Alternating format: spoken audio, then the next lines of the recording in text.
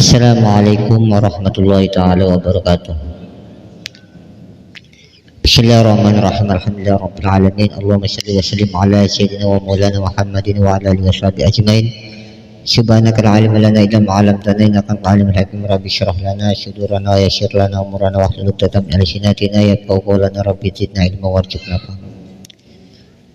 Amma ba'du, hadirin jamaah Bapak Ibu yang dirahmati Allah, puji dan syukur kita panjatkan kembali kepada Allah Subhanahu wa taala atas berbagai curahan rahmat, nikmat, kesehatan, kesempatan untuk bisa sama-sama hadir di majlis yang kita banggakan.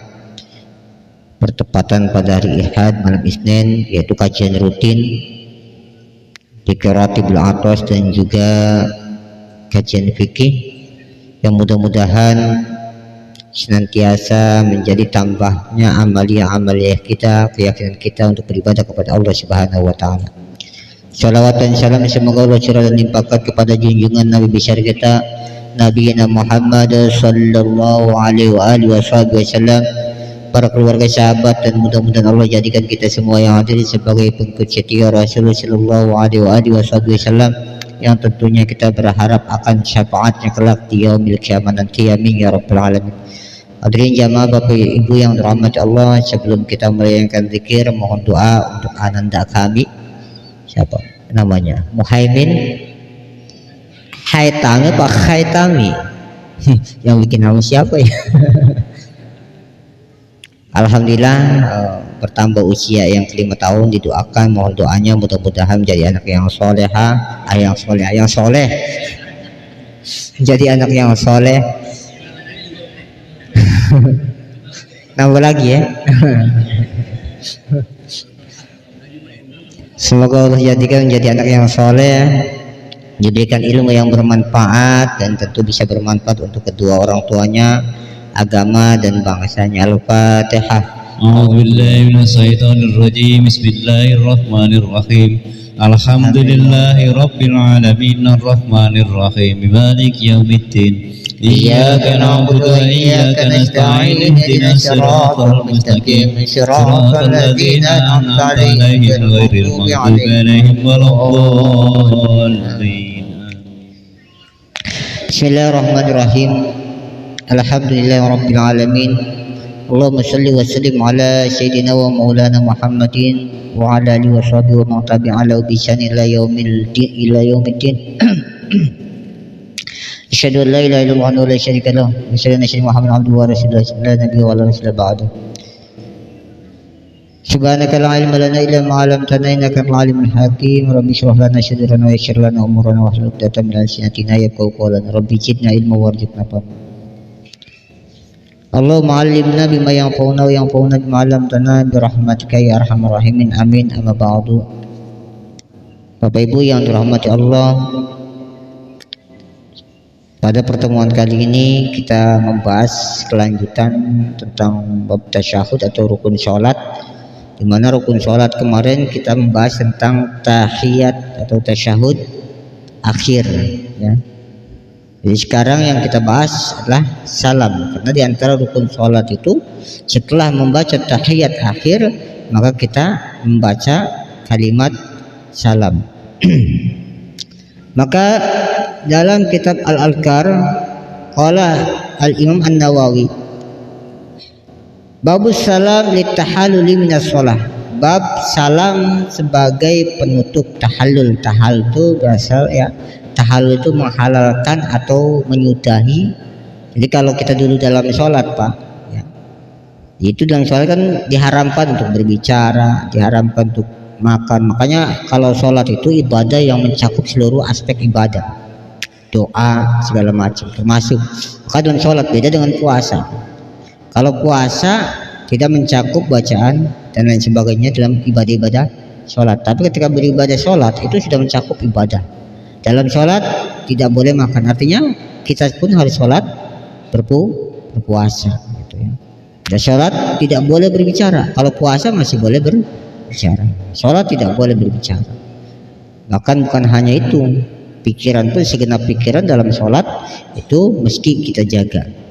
Maka di saat sholat itu namanya kita sudah masuk kategori rangkaian ibadah yang tidak boleh melaksanakan sesuatu yang bisa membatalkan sholat. Begitu setelahnya maka namanya tahallul. Tahallul itu menyudahi rangkaian ibadah, menghalalkan yang dulu tidak boleh bicara, boleh bicara. Makanya kalau sudah tahallul yang sudah haji ini mungkin gitu ya, mau ketemu dengan istri gitu ya, mau suap-suapan sudah, yang penting sudah tahallul sudah gitu. Yang bujang tadi kan kadang-kadang di sini aneh. Waktu mau nikah memang ada budaya gitu. Begitu mau akad nikah, si lanangnya duduk di depan, perempuannya disembunyikan di kamar. Sebelum akad nikah boncengan bareng betul. Motor berdua ya. Begitu mau akad nikah diumpetin.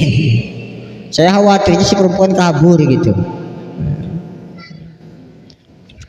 Nah, itu budaya mungkin ya. Dibalik lah. Jadi i'lam anna salam litahalluli minas shalah, bahwa salam itu sebagai bentuk tahallul dalam atau setelah dari bagian rukun-rukun salat. Bahkan itu ruknun min arkanis salat, termasuk rukun dari sebagian rukun-rukun salat. Apa yang rukun itu? Sesuatu yang ketika kita tidak mengerjakannya maka hukumnya sholatnya tidak sah. Itu rukun, rukun sholat. Kalau dan jadi rukun itu Pak, sesuatu yang kalau kita tidak mengerjakannya maka itu bagian dari sholat dan sholatnya tidak dianggap sah. Berbeda dengan syarat. Kalau syarat itu sesuatu yang ketika kita tidak mengerjakannya maka sholat kita ibadah kita atau sholat kita tidak akan sah, tapi bukan bagian daripada sholat. Contoh syarat wudhu kan bukan bagian dalam sholat, maka itu syarat sahnya sholat itu harus wudhu, menutup aurat, suci dari kedua hadas dan lain sebagainya. Nah sekarang rukun itu bagian dalam sholat. Contoh salam itu dalam rangkaian sholat, maka disebutlah dengan rukun. Rukun itu sesuatu yang ketika kita tidak mengerjakannya maka sholatnya tidak akan menjadi sah, dan itu bagian rangkaian dalam sholat. Wala tasihu illa bih, bahkan tidak dianggap sah sholatnya ketika tidak melakukan kalimat salam atau tidak mengucapkan salam. Hadza madhabus Syafi'i, itu pendapat daripada madhab Asy-Syafi'i wa Malik wa Ahmad wa Jamaahirus salaf wal khalaf, dan sebagian ulama, seluruh ulama, jumhur itu keseluruhan, jamaahir itu jama taksir ya, jumhur seluruh ulama salaf maupun ulama khalaf itu semua sepakat bahwa rukun sholat itu termasuk salam itu termasuk bagian daripada rukun sholat. Wa'lam anal akmala bis salam ayyakula ayyaminihi, dan orang itu kalau pengen sempurna salamnya maka mengucapkan kalimat assalamualaikum warahmatullahi. Jadi assalamualaikum warahmatullahi ya. Jadi ingat tasdidnya itu ada satu kalau secara akol minimal jangan assalamualaikum tapi assalam, jangan assalamualaikum warahmatullahi, itu kan ngebuang a, maka tidak sah. Maka dibahas di sini di assalamualaikum warahmatullahi. Ingat assalamualaikum itu sudah sah. Assalamualaikum itu sudah sah. Sempurnanya assalamualaikum warahmatullahi. Jadi wa an yasarihi, jadi baik ke kanan maupun ke kiri ya. Cuman kalau kanan wajib, kalau ke kiri hukumnya menjadi sunnah. Wala yustahabbu ayyakula ma huwa barakatuh li'annahu khilaful mashhur. Jadi wala yustahabbu ayyakula ma'hu wa barakatuh, tidak dianjurkan dalam sholat menambahkan kalimat wa barakatuh, berbeda dengan salam biasa. Assalamualaikum warahmatullahi wabarakatuh itu boleh ya. Tapi kalau dalam sholat 5 waktu itu tidak disunahkan, bahkan itu dianggap khilaful masyhur. Jadi dianggap pendapat yang tidak masyhur, meskipun ada sebagian riwayat, tapi riwayat itu dianggap syad. Syad itu dianggap jarang. Kecuali, nah di sini ada riwayatnya, wa in kana qad fi riwayat Abi Daud. Ada riwayat Abi Daud mengatakan, ya, sebagian yang riwayat Abi Daud, kemudian Imam Haromain dan lain sebagainya, ada yang mengatakan tentang bolehnya mengucapkan wa barakatuh, tetapi hukumnya tidak masyhur, jarang. Adapun yang dipergunakan wa barakatuh itu ketika kita sholat jenazah. Jadi kalau sholat jenazah, assalamualaikum warahmatullahi wabarakatuh ditambahkan. Meskipun saya dengar beberapa imam jarang, tetap kayak sholat biasa, tapi hukumnya tidak apa-apa, tetap hukumnya sah. Teman kalau pengen menambahkan sunnah, tambahi wa barakatuh dalam sholat jenazah. Assalamualaikum warahmatullahi wabarakatuh, itu dalam sholat jenazah. Kalau sholat tengah waktu cukup assalamualaikum warahmatullahi, tidak usah tambahi wa barakatuh. Kemudian hukumnya bagaimana? Wasawa'un kana al-musalli imaman aw makmuman aw munfaridan fi jama'atin qalilatin aw katsiratin fi faridatin aw nafilatin. Hukumnya wajib bagi seorang yang sholat, baik itu dalam keadaan dia menjadi imam, ataupun dia menjadi makmum, ataupun dia sholat sendirian, maka hukumnya tetap wajib kalimat salam, baik dalam sholat fardu maupun sholat sunnah. Nah ini kalimat salam, karena ini sekali lagi bagian daripada rukun sholat. Cuman bagaimana kalau ada seorang makmum yang ketika salamnya imam dia mendahului, imamnya belum salam dia duluan assalamualaikum, imamnya belum. Nah, maka hukumnya kalau sengaja ini akan menjadi batal. Sehingga wa in salama qablahu amdan bila udrin tabtulu sholatu. Kalau ada orang jadi makmum dia salam sebelum imam mengucapkan salam, maka sholatnya tidak batal. Ya, ketika dia tidak sengaja, misalnya berada di shop paling belakang, ya, imamnya udah tahu nih salam belum, ya mungkin banyak pikiran sholatnya segala macam, si imam masih tahiyat, ya assalamualaikum, sudah assalamualaikum, maka itu ketika tidak sengaja hukumnya tidak batal. Dan ketika sengaja dan tahu si imamnya belum salam, maka itu akan menjadi batal. Kenapa? Karena mengikuti imam statusnya hukumnya wajib, ya, statusnya. Makanya di sini dijelaskan dalam satu hadis Aisyah mengatakan bahwa Rasulullah Shallallahu Alaihi Wasallam yarfa'u sautahu biha. Rasulullah itu kalau mengucapkan assalamualaikum kuat hatta yukidna, kata Aisyah. Jadi yarfa'u sautahu biha hatta yukidna, sampai kata Aisyah aku terbangun, lagi tidur terbangun ketika Rasul mengucapkan salam. Artinya kalau apalagi jadi imam, jadi assalamualaikum warahmatullah, assalamualaikum warahmatullah, dua-duanya sunnah sebenarnya, ya. Tapi yang paling utama adalah salam pertama, karena itu yang menjadi rukun dan wajib. Assalamualaikum harus kuat seorang imam, jangan tidak kuat, ya, supaya satu menghindari si makmum tadi tidak mendahului. Lah bagaimana kalau barengan, si imam assalam, si makmum assalam, wala tadurru musawatuhu li imamihi ay fi sihatil iqtida, tidak masalah. Artinya ketika si imamnya salam, si makmumnya ikut salam barengan, assalamualaikum, imam salam, si makmum salam barengan nih posisinya, kecuali dalam takbiratul ihram itu baru tidak boleh. Si imam baru usolli dia Allahu akbar atau barengan. Tapi kalau masalah tak salam barengan, nah ini si makmum barengan dengan si imam, maka tidak batal sholatnya, tetap sholatnya dianggap sah, tapi makruh, hukumnya menjadi makruh. Bahkan mufawituhu lil fadilatul jamaah, bisa menghilangkan fadilah jamaah di saat salam tersebut.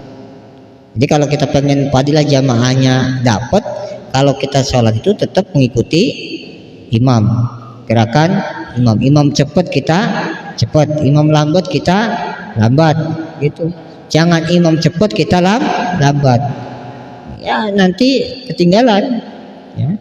Imam lambat kita cepat, tidak boleh kayak gitu. Makanya harus menyesuaikan.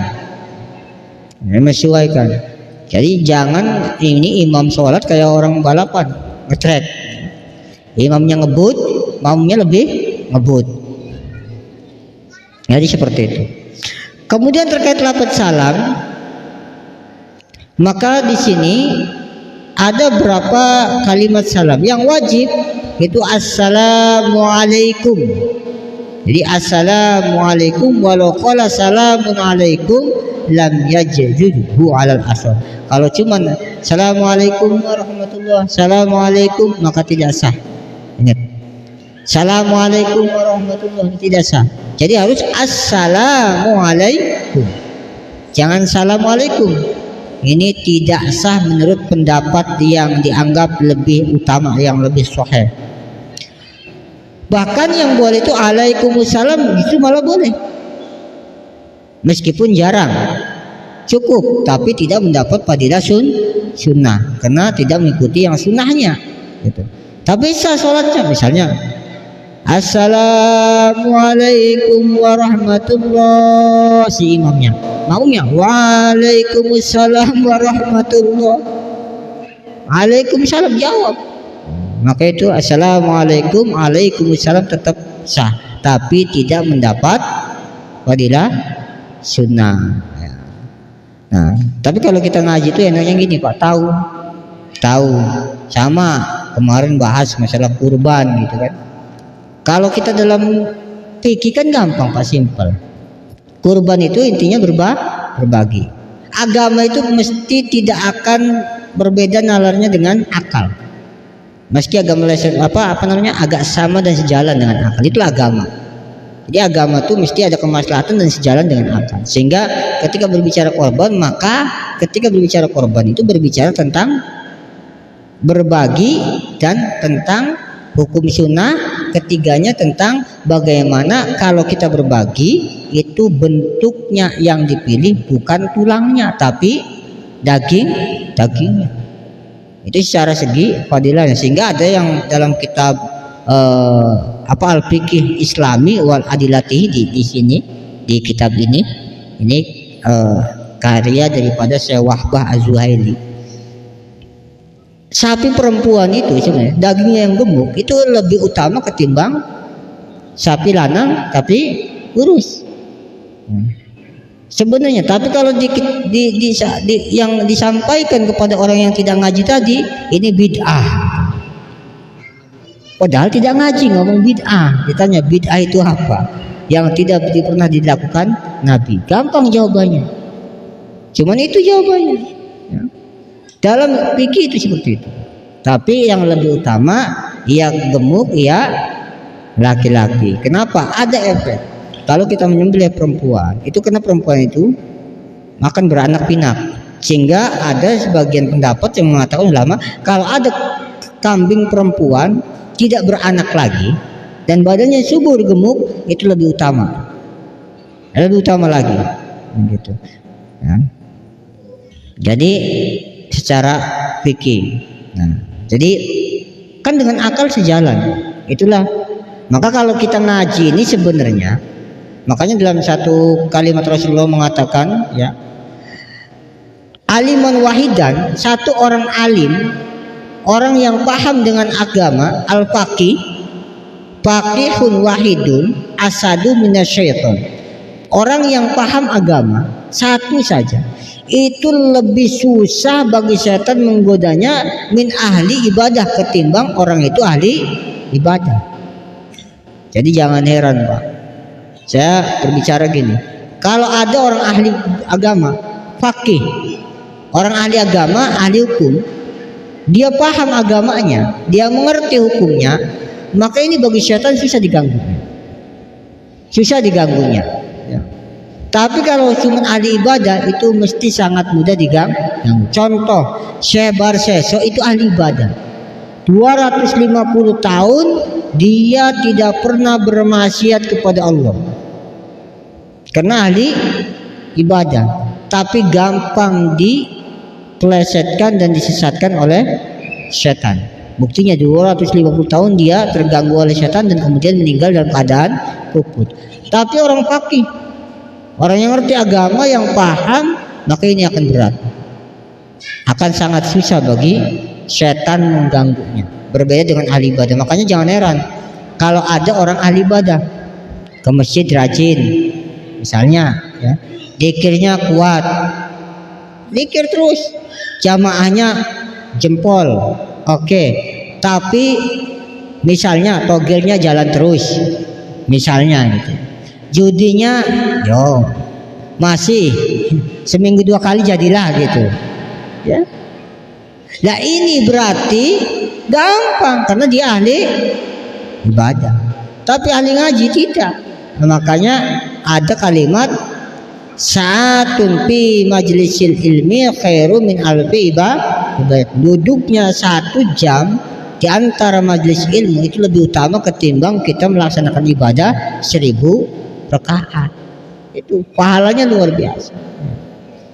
Nah, kenapa di situ akan tahu nilai-nilai pahalanya, nilai-nilai sholat kita sah atau tidaknya, kan gitu ya.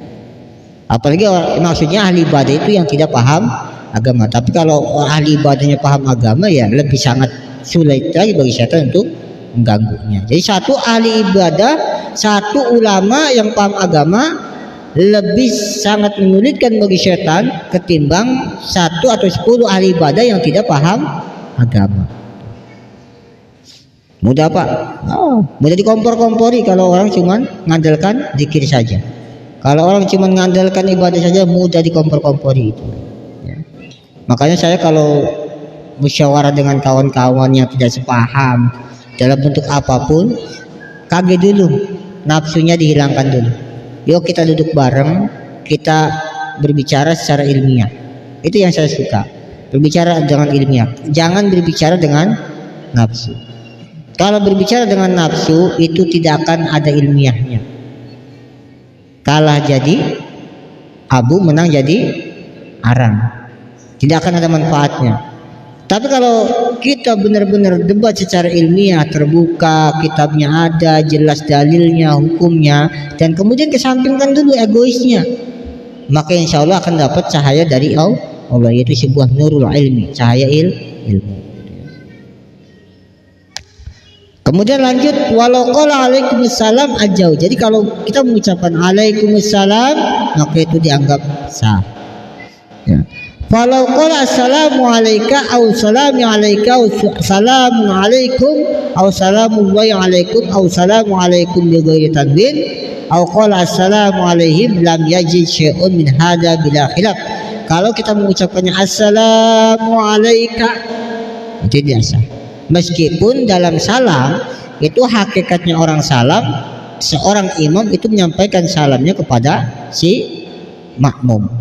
Tapi tidak boleh kalimatnya assalamualaikum, meskipun siang jamaah itu imamnya 1, makmumnya 1. Kan begini Pak, bahasa Arab itu kalau kalimat kum berarti mana banyak, kalau ka mana 1, kan gitu. Assalamualaikum, salam sejahtera kepadamu. Assalamualaikum, salam sejahtera kepada kalian.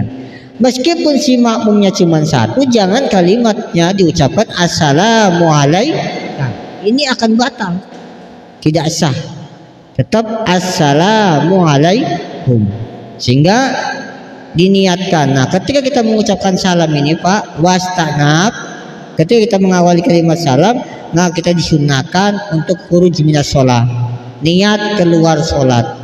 Jadi begitu assalamualaikum kita sudah ada tahallul, saya niat keluar sholat, ini sunnah bukan wajib, saya sudah selesai sholat gitu. Dan yang terakhir, kemudian bagaimana pengucapan salam ada 2. Jadi sebagian pertama ada yang mengatakan assalamualaikum, assalamualaikum, itu berada ke samping. Assalamualaikum warahmatullahi. Assalamualaikum warahmatullahi. Itu. Dan yang kedua pendapat daripada Syekh Abu Bakar Asy-Syatib. Wa ayyadrija salam wa ayyabtadi'ahu mustaqbilan miwajhi al-qiblat. Pertama, assalamualaikum itu menghadap kiblat.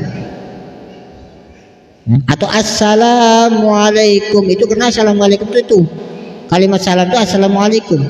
Assalamualaikum menghadap kiblat. Wa ayyunhi ma'at tamamil iltifat. Kemudian warahmatullahi wabarakatuh. Jangan wabarakatuh ya. Assalamualaikum warahmatullahi. Jadi warahmatullahnya ke samping. Silahkan mau pakai yang mana. Jadi pertama assalamualaikum warahmatullahi. Satu. Yang kedua assalamualaikum warahmatullahi. Jadi warahmatullahnya ke samping. Dan yang wajib itu salam pertama bukan salam kedua. Hadirin jamaah yang dirahmati Allah, itu saja apa yang saya sampaikan, mudah-mudahan menjadi ilmu yang bisa bermanfaat. Tentunya apabila ada hal yang tidak berkenan, sekali lagi saya pribadi mohon maaf dan dimaklum. Kita akhiri dengan kafaratul majlis. Ya Rabbana tarabna bi'annana fatarabna wa annana asyrafna ala ladha asyrafna fatub alaina tawbah awsilu kulla awbah wastur lana al-awrati wa amin ar-rawati wa ghfir liwalidina rabbi wa mauludina والآل والإخوان وسائر الخلان وكل ذي محبة أو جرة أو سفة والمسلمين أجمع آمين ربي عصمة فضل وجود منا لا باكتساب منا بالمصطفى رسول أعطى بكل سلي صلى وسلم ربي عليه عد الحب وآله وصحبه إجازة الصوفي والحمد لله في البدء والتناهي. الله الله يا الله لنا بالقبول. الله الله يا الله لنا بالقبول. الله الله يا الله لنا بالقبول. ومشلو يا ربي بالمصطفى ملك مقاصدنا واغفر لنا ما مضى يا واسع الكرم. بالمصطفى بل قاصدنا واغفر لنا ما مضى يا واسع الكرم. يا الله يا ربنا نجنا من شر الناس بالولي قطب الأنفس الحبيب عمر بن عبد الرحمن العطاء. يا ربي بالمصطفى بلغ مقاصدنا واغفر لنا ما مضى يا واسع الكرم. يا الله يا جواد جد لنا بالمورد بالولي غوث العباد الحبيب عبد الله بن علوي الحداد. يا ربي بالمصطفى بلغ مقاصدنا واغفر لنا ما مضى يا واسع. يا الله يا قدوس نجنا من كل بس بالولي شمس الشموس الحبيب عبد الله بن ابي بكر العجروس. يا ربي بالمصطفى بلغ مقاصدنا واغفر لنا ما مضى يا واسع. يا حنان يا منان جد لنا بالغفران بالولي قطب العرفان الحبيب علي بن ابي بكر شكران. يا ربي بالمصطفى بلغ مقاصدنا واغفر لنا ما مضى يا واسع الكرم. يا الله يا سبحاني جد لنا بالنوران بالولي قطب رباني الحبيب شيخ عبد القدير الجيلاني. يا ربي بالمصطفى بلغ مقاصدنا واغفر لنا ما مضى يا واسع. يا رب بالمصطفى بلغنا مكة والمدينة واغفر لنا ذنبنا يا واسع الكرم يا رب بالمصطفى بلغ مقاصدنا واغفر لنا ما مضى يا واسع الكرم يا مولانا يا مجيب يا حاضر لا يجيب توسلنا إليك بالحبائب تقضي حاجاتنا قريب يا رب بالمصطفى بلغ مقاصدنا واغفر لنا ما مضى يا واسع الكرم. Sekian kurang lebihnya mohon maaf dan dimaklum. Wassalamualaikum warahmatullahi wabarakatuh.